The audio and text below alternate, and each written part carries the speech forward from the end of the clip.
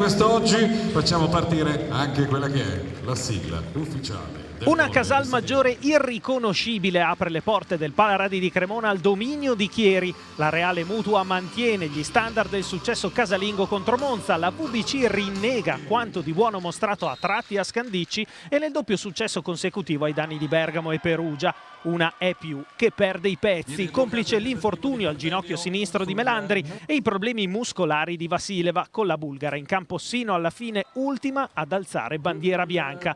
Chieri dimostra da subito di essere una macchina meglio rodata e coach Bregoli nel primo decide di pigiare sull'acceleratore con Grobelna e Villani. La lucida regia di Bosio, premiata col titolo di migliore in campo, porta le sue sul 17-25 che indirizza il match. Più equilibrato il secondo parziale, con Casalmaggiore a caccia di un riscatto mai completamente raggiunto.